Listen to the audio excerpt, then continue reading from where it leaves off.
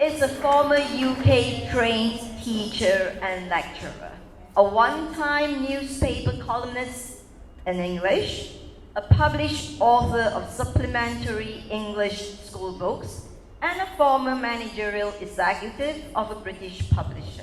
He enjoys music, reading and writing, gardening, DIY projects, and sports. Writing has given him a lot of pleasure.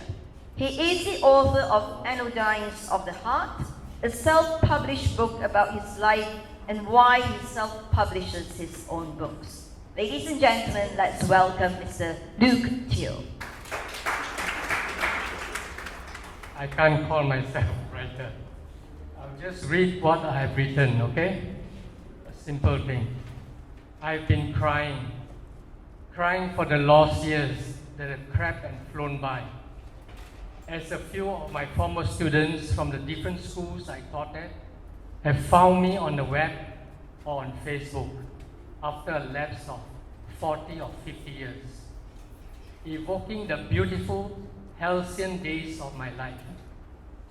I taught them when they were then in their early or late teens, young kids with exciting dreams, now in their early or late 60s, adults retiring with very successful careers, but whenever we meet, I remember them as school kids, evoking sweet memories of my happy young life. And then I came to a reunion on 10 June 2015 and was met with much warmth and respect by former students from the school. They were all in their early 60s. They had risen to the upper echelons of society and had retired as high-ranking officers in the army, police force, or as government administrators or academics. But they had left all their honorifics and titles: general, professor, doctor, Tan Sri, or Dato at home at the reunion. I was still greeted with a Cikgu or a sir, a nobody like me. It was a most nostalgic reunion as it rekindled sweet memories of the wonderful time I had teaching at the secondary school in Kampong Astana Raja, where I had been treated with much love and respect by everyone. I came home after the gathering feeling rather elated. I felt tremendously uplifted the following day when someone from that reunion wrote to me on Facebook, thanking me for the book I had given him and saying, "You are one of the teachers with a really good heart." So you see, I may be nobody, but I feel I'm somebody to many others. Okay, I read another one. This may not go well with people here. Melancholy memories. Coming to Jakarta, the capital of Indonesia, with the National Mosque and the city cathedral facing each other only a short distance apart. Watching the majority of ethnic girls at the malls with heads uncovered and dressed in fashionable clothes. Seeing the majority of the women folk at the traditional markets with heads uncovered, having chignons or tresses of black or grey. Encountering peaceful street protests or demonstrations with police patrolling and protecting everyone. Reading the Jakarta Post, a government minister saying the Indonesian government will protect the fates of minorities, have evoked melancholy memories of our country, where everyone would be living in peaceful harmony, devoid of bigotry and fanatical extremism, with no one targeting others as bogeymen who would infringe on one's race or religion. I pray that there will be more people willing to stand up against the bigots, extremists, and fanatics who have been extremely vocal in trying to bring about chaos and disharmony and turning our beautiful country into living hell. Okay, last one, okay? I sat at a cafe in Dachau and I thought of the millions killed in the Holocaust. How could such slaughter happen and no one did anything to prevent it? I sat at a cafe in Phnom Penh and I thought of the millions killed in the genocide.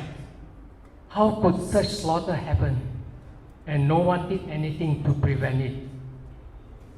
I sat at a cafe in my home city and I thought of the bigots and extremists trying to turn my paradise country into hell, and so few are brave enough to stand up against them.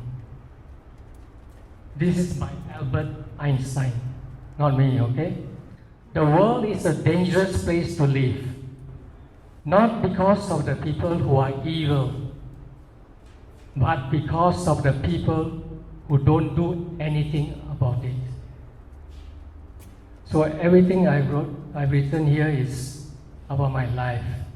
And there's a lot of things about my new life, being a grandchild minder, and I travel a lot.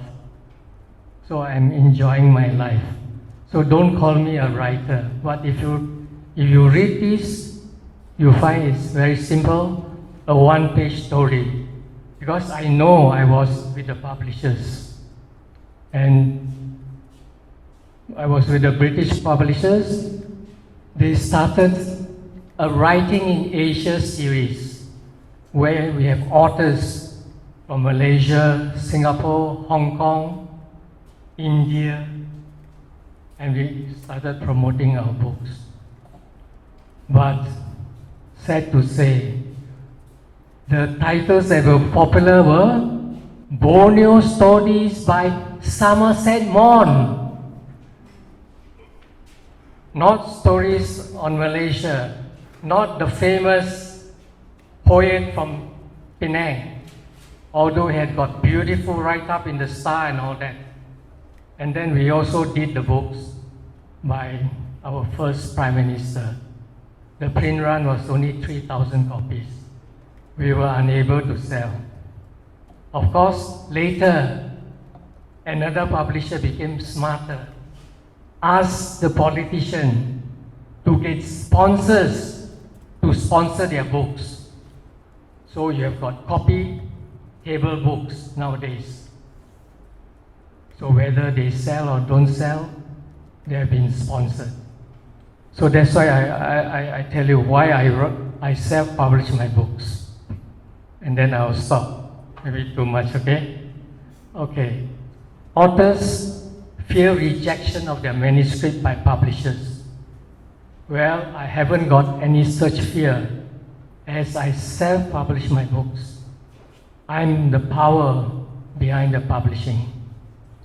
I don't fear anyone not liking my books either. Of course, initially when I started to do books, I did. As a lot of people who knew me, albeit not knowing me at a particular stage of my life, wouldn't want to read any of them. A few of them still don't, but I don't care toots at all. I'm thankful that I have a large following of fans, some total strangers who enjoy my books. They are the ones who inspire me to continue to write. Thank you.